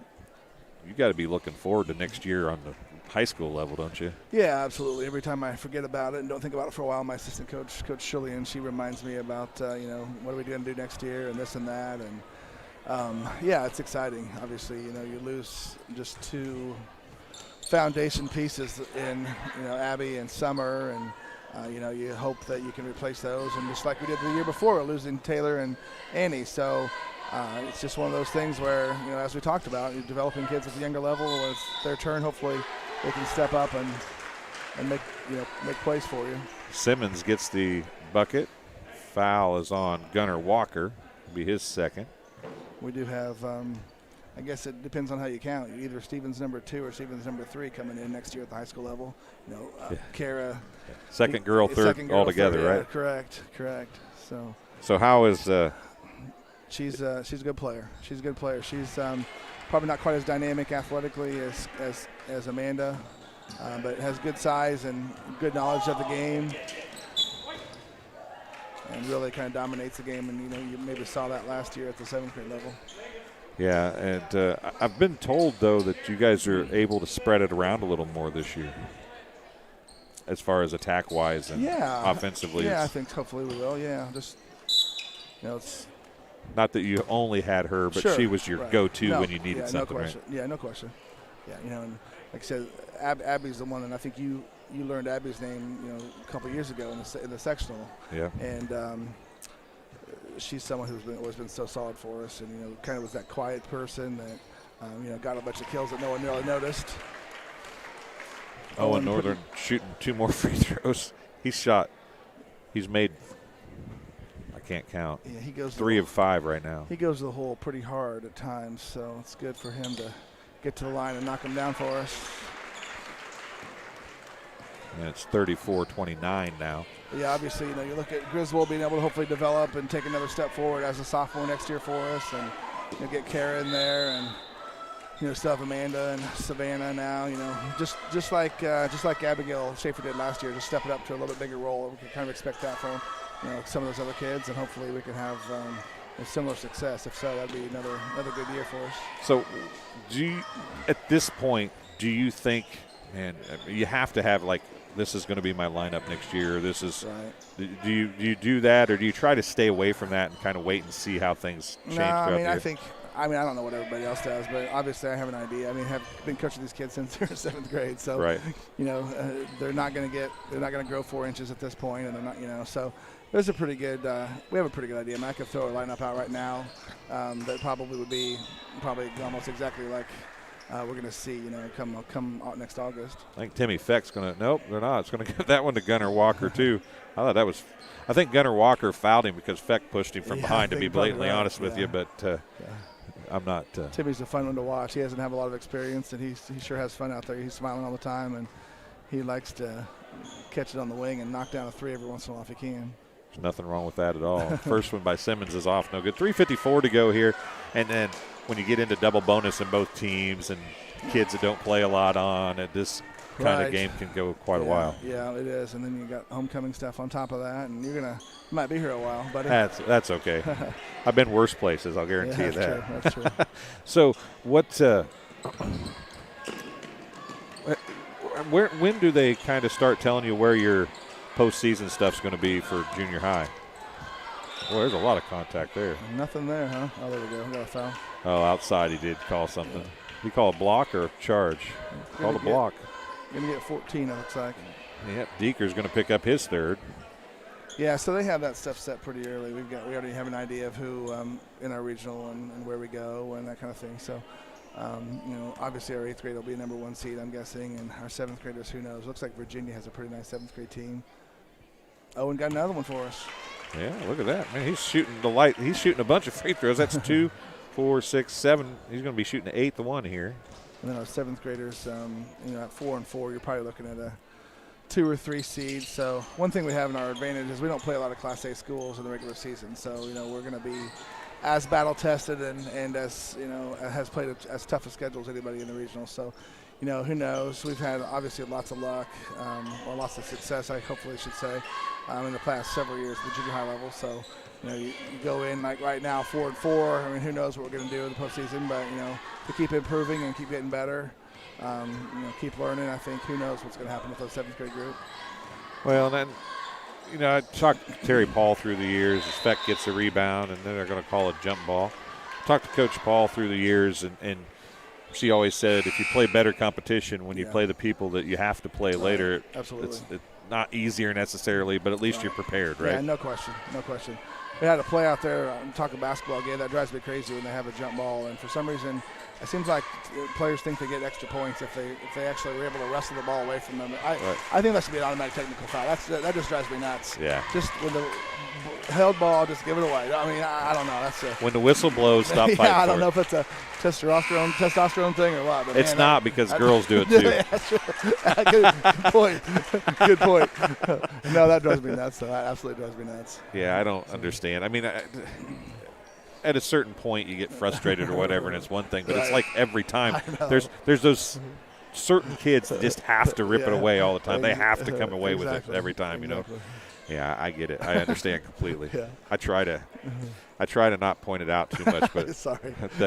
No. I mean, hence the key word there was try to not point it out a whole lot. Right. But I'm the same way as I'm like, come on, just drop the ball, let it go, or why didn't you call something there? Kind of like when they got ran over, but they ended up calling something. But it's officiating is a tough gig, though. Oh man, I never do it. We had talk about our homecoming a little bit. We had one of our competitions this week was an Ironman volleyball. Got a foul there. Owen Northern's going to pick up the foul. That's his second. We had an Ironman volleyball competition. We were each grade level had picked 5 boys and 1 girl and played some volleyball, and I had to officiate that. And man, tell you what, it was 20-18 going to 21 with the juniors or the seniors versus the sophomores, and we had a kid step on the end line for a footfall at the 21st point, and he was not happy. I called a footfall on a kid at 2018, but I'm saying he stepped on the line. Yeah, so, footfall's a footfall. That's right. That's right. If he didn't want it called, he shouldn't have stepped on the line. That's you're supposed to let that stuff go when they don't really know what they're doing, I guess. Yeah, maybe. But at least that's what they were thinking. Yeah, anyway. Right, yeah. But at the same time, you shouldn't have the volleyball coach referee if you don't want the thing called correctly. That's correct. Yeah, I refereed volleyball. I refereed dodgeball this week. I refereed a bunch of okay, timeout. How do you referee dodgeball? Well, actually, I kind of lied. I was actually kind of one of the guys on the end zone to make sure that kids didn't step out of bounds. Coach Rigg was actually our guru volleyball or a guru dodgeball official. So he basically was the man in charge of Baker with the layup. Wheeling and dealing there. No, it's good. He had the responsibility of officially reeling people out of the game. So tell me that's not tough, and you got a bunch of competitive juniors and seniors that were fighting for a class trip with points. That's a little bit rough. So it got a little bit competitive and intense. But. Yeah, and it didn't hit me. I do the same thing with I do racing stuff all the time. And I didn't like some people have a rule where if you stop on a racetrack, you go to the back. I didn't really stop. I didn't completely stop. Right. Or if you make contact, I didn't really hit him. I didn't touch him. I stopped short of him. Exactly. Yeah, for sure. So it's the same thing. Nobody wants to. And Northern's going to pick up another one. That'll be his third. And we'll have some more free throws with 1:46 remaining. Yeah, anytime you keep score and keep points, there's always going to be controversy. We had a corralling balloon game. I can't even explain it, but we had a game and I got razzed by the seniors for making supposedly a quote-unquote incorrect call on that too. All we're trying to do is just hit balloons in the middle of the court. So it's pretty much anytime there's calls to be made, it can be stressful. That doesn't even sound like something that was real rules. No, exactly. Well, that might be part of it. Sometimes we make them up as we go. Yeah, I suppose that's probably true. The seniors didn't win the lip sync contest, but the hanging of their jerseys and coats and stuff at the end was. Oh, isn't that cool? That was cool. I was looking to see if you might have been crying. Well, actually. I was too busy getting ready for mine, but I will tell you that today during school I was crying. So I bet it was. You're correct. It was. We started hanging up those jerseys and those FFA jackets and those. Yeah, absolutely. And there's some some volleyball girls were hanging up volleyball jerseys and basketball kids. And, for a school this size, you've had some really good athletes come through here in your time here. Yeah, we have. I mean, fundamentals can take you so far, but what is it about this place that just keeps bringing athletes to the table? Yeah, I don't know. That's a good question. We have been very fortunate and just had a lot of good players and a lot of different sports. So. I don't know how to answer that really. Some good families, obviously, and some dedication and good coaches, and support from school administration and things. I think all that kind of adds up. Our athletic director does a great job, Coach Rigg, and gets our teams. We have our school board. Has always been committed to 5-6 sports, and you get kids off to a good start with good 5th and 6th grade coaches, and down the road that pays off. So I think all that wrapped up together, along with just kind of being a little bit lucky, is maybe the answer to that question. I think they called a timeout to get a sub in. Looks like number 22, Vincent Edwards, is going to check in for the Indians. Bartimus is in for the Suns. As a coach, when you're doing this kind of scenario where you're taking a couple, 3 of your best players away, and you know that the second half, how hard is that as a coach to kind of change your mindset and expectations? I mean, because you have to, right, change the expectations a little? Yeah, I think so. And I think you go back to what you're talking about, just as far as big picture and making sure the kids know that they're getting experience and it's going to make them better down the road. And I think that's a key. And I obviously you still want them to execute, still want them to play hard, still want them to make good decisions, those type of things. So that part of the expectations hasn't changed. But in terms of sometimes reality sets in, and we've all been there. There's times where you're not the best team on the floor, and sometimes being realistically and taking that into stride and still trying to improve and get better as individuals and also as a team is a key component to that. And I think that we've done a good job of that this year, and had good. I remember when Annie and Taylor were sophomores and they were playing on the varsity, and I remember at the JV level, I wanted them to get to play with Abby and Summer and some of those same kids I knew we'd have a really good year with eventually, and so I played them on one set of the JV, and we were probably undefeated for the year for that one first set, and then I didn't play them anymore, and it's kind of the same situation. There were a lot of JV matches where we lost in 3 because of that, but obviously in that situation I feel like that it did everybody some good, and we obviously saw a lot of success down the road from that. How hard is it or is it hard, I should say, in a place like this to, since you've got the three by Bartimus is banked in. The bank is open for Barty. As a coach, is there pressure on you as a foul is going to be called? 20. I don't know who that was on. Maybe. I think Bartimus again. Get you a three, get you a foul maybe, and extend the game a little bit. Looked like he had multiple fingers up. Yeah, they call him Northern there? Yeah, his fourth. So Deeker back at the free throw line again. Well, we shot a bunch of free throws in this quarter. First one's off, no good. I don't even know where I was going with that conversation. Yeah, I don't remember either. We're talking about fouls. Gunnar Walker checking back in. Owen Northern takes a seat. And kids getting to play is a fun thing to watch, though, too. Yeah, for sure. Yeah, I mean, this summer I referenced Carson's baseball team, and this summer he played on a summer league team, which we hadn't done that much before ever, and I think we were like – Jaron Henry tries it. We didn't win a game until the last tournament of the summer. I think we were ended up being like 1-26, and man, it was fun going and watching those kids. I didn't even care, just playing the game that they love to play, and it was fun to watch. It's funny you say that. Now another foul is going to be called. That one's going to be on Bartimus, and Edwards is going to go to the free throw line. I almost maybe wonder if that wasn't on purpose. Yeah, Edwards just came in the game and a chance to get a couple free throws here. Bartimus picks up the foul. His second. So Vincent Edwards shooting 2 free throws. First one's off the front of the rim, a little short, no good. That was pretty good, though, didn't it? It did. 31.5 seconds remaining. Feck checking back in, and also Gilmore checking back in. Does Payson-Seymour have a volleyball player last name of Gilmore? I think they do, yeah. They're a big lefty. I think their coach's daughter, maybe. I wonder if he's related to her. Hey, there he makes it. Makes his second. He's got 1 point. Down low, Walker is going to tip it out to Feck. Feck for three. Off the back of the rim, no good. Kind of shot knuckleball there, didn't he? He did. Doesn't matter how it looks as long as it goes in. Right. That's what I always thought. Walker's going to try and get one. It falls off the bottom of the rim. 10 seconds, make it 11. I was a little ahead. Edwards, you didn't need to get a foul to get in the book, bud. You already got a free throw. Right. But he's going to pick up his first foul nonetheless. And now Gunnar Walker is going to have a chance to get his first points of the night. He's shooting 2. 11.4 seconds remaining. This is the fourth quarter of the JV game, folks, and we've got some homecoming festivities to go before we start the 15-minute warm-up for varsity. We had a whole bunch of fun. Hey, I don't know that I ever brought this up, but if it makes you feel any better. Yeah. I asked the people in the live chat to say who they thought won, and they thought the teachers were the best. Well,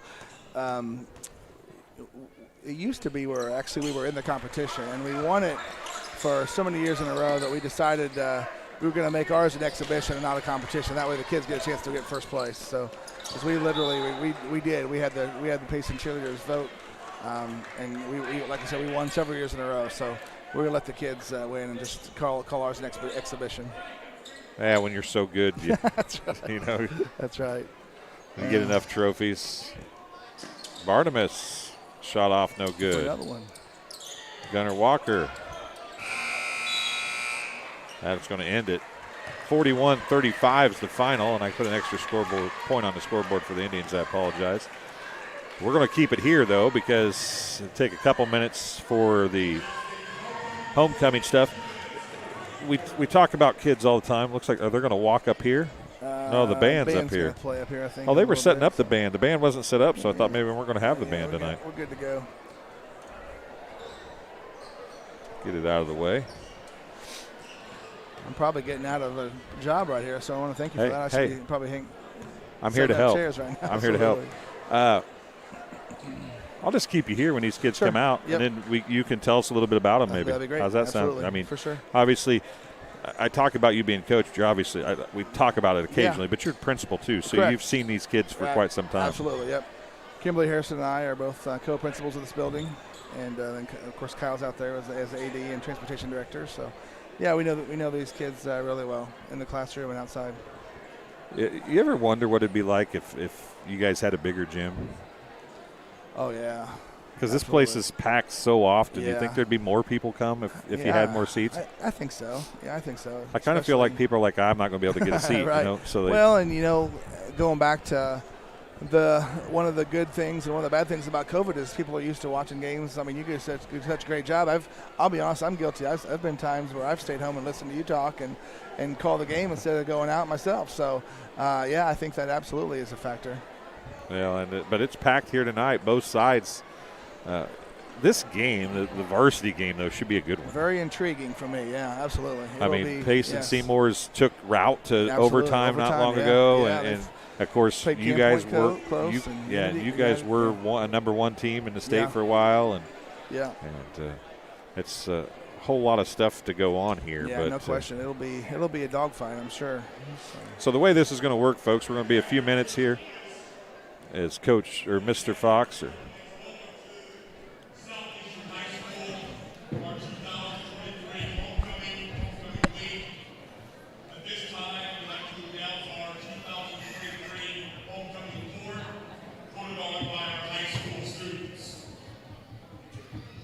So do the kids know yet who they are, who's in the court? They know who's in the court, but they don't know what position they're on. They know who their partner is. But they won't find that out till dance, right? I think right now. Oh, right now? Right now.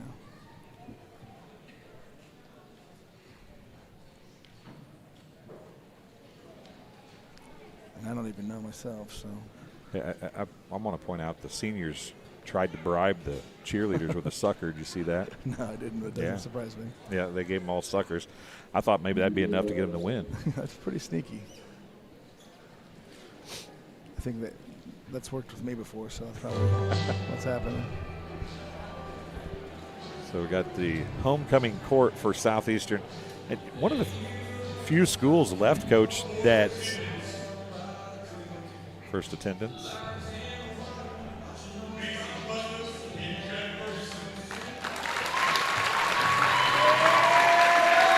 Yeah, Macy and Jet, they're two really neat kids.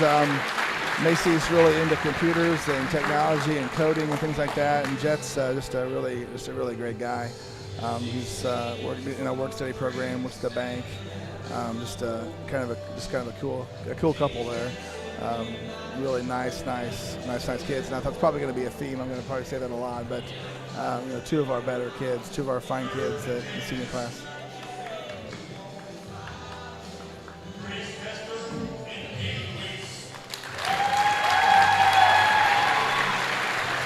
Grace and Caleb. Grace is someone who played volleyball for a few years, and then she decided not to play last year, and she's got other interests. She's looking at being a veterinarian, and Caleb's the comedian of the school. He's just a funny kid. He went to Central for 1 year, and we kind of missed him because he came back, and he just kind of was keeping us on our toes, and really intelligent kid as well. So again, another good group. Second attendance. So are they announcing them so they don't know what order they're coming in right now? That's what's happening right now? This is the order. So they're second attendance, and they'll have first attendance and then king and queen. So okay. Garrett's a kid. You probably remember him from football. He had a neck injury, so he hasn't been able to play his whole. He missed half of his football season, and he's missed all of his basketball season. And it looks like he doesn't have his brace on now, so that's good to see that. But he's kind of had a rough senior year, but really another good kid. And Brooke, the same thing with Brooke, just a really nice, full of energy kid, and a good girl. Abby McMillan. Abby and Josh, yep. And Josh is another jokester, he reminds you of just he kind of has the look of a college kid right now. He just goes out and has fun, and is a good student. And obviously Abby, very special to me as far as the journey that we've gone through as volleyball for the last several years, and good to see those two. Chase Mudd is watching.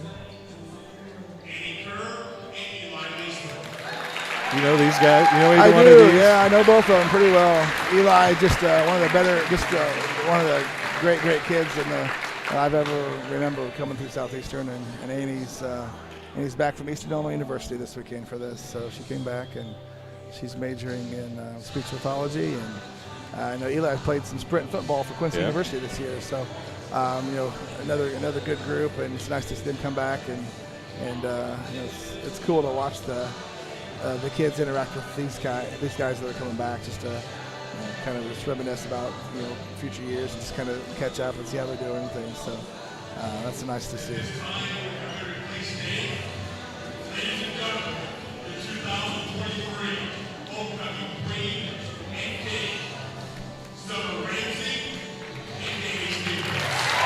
Summer Ramsey and Danny Stevens, both athletes and active in the school. Yeah, both 4.0 grade point average. Going to share valedictorian with Cade Rigg.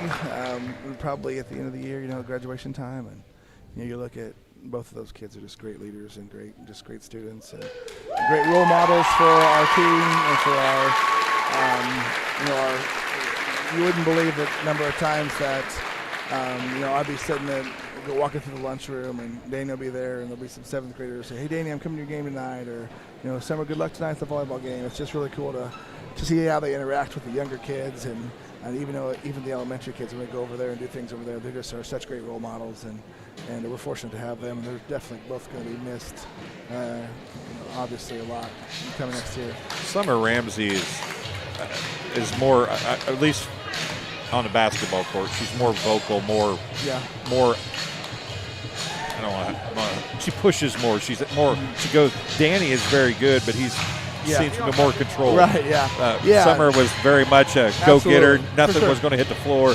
She was going after absolutely everything. Yeah. Summer's a high energy, high effort kid, and no matter what she does, in the classroom or on the floor, she's just really. She's going to outwork people. She's going to outplay people in terms of her mentality and her hustle, and obviously just everything athletically comes so easy for Danny. He just looks so smooth out there, and he's so level-headed, and you never know with Danny if we're ahead by 50 or behind 50, and just two different mentalities, but both have worked out really well for them individually. Yeah, Danny's one of those. He never really shows emotion when he's playing, does he? No. He's really. very calm. Is he like that all the time? He is. Yeah. In the classroom and in the hallways, he really is.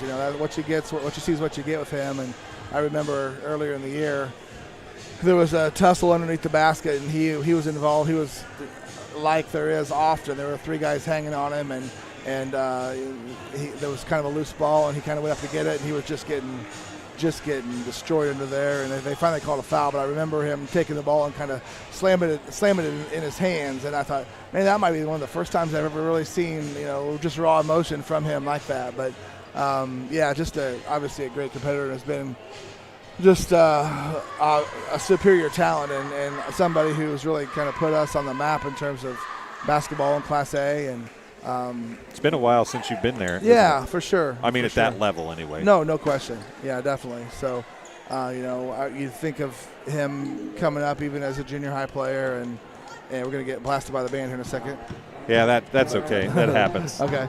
But no, just you knew these days were coming. You knew watching him grow up. You have this tall, athletic kid at the junior high, playing 1 or 2 grade levels up, and you're thinking, what's this kid going to look like when he becomes a senior? And fortunately for us, unfortunately for him, he's a 6'7", one of the best players in the state. So, the good news is he's got a couple, like I talked about, Kara coming up. He's got a couple brothers that are going to be the same, hopefully the same thing down the road in a few years. I watched our 7th grade played Griggsville.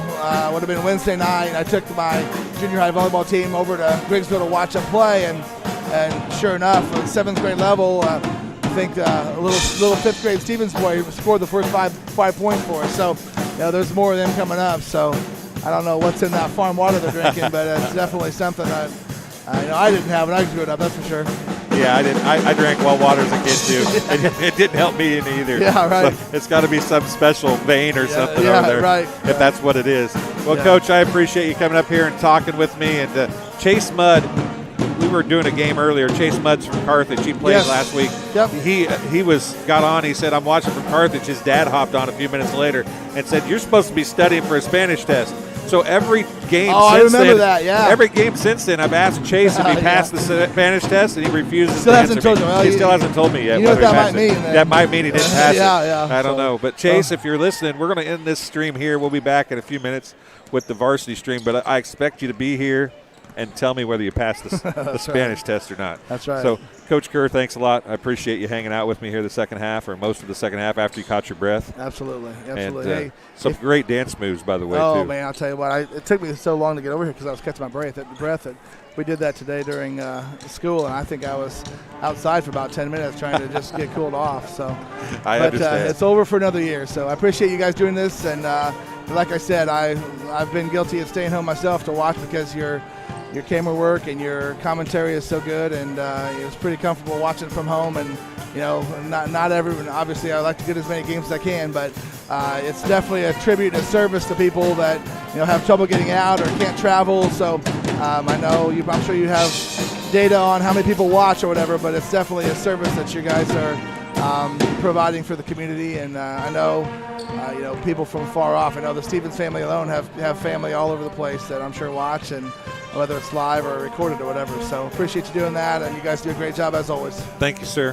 All right, take care. That'll do it here from the JV contest. Believe it or not, it's the JV contest just ended, and we're getting ready to go varsity here in a few minutes. So for Evan Wagner, I'm Dwayne Hulett. Thanks for watching this JV contest. About 10 minutes away or so from doing the varsity contest. Payson-Seymour and Southeastern coming your way here from Southeastern High School in just a few minutes. We'll be back in the next stream. See you then.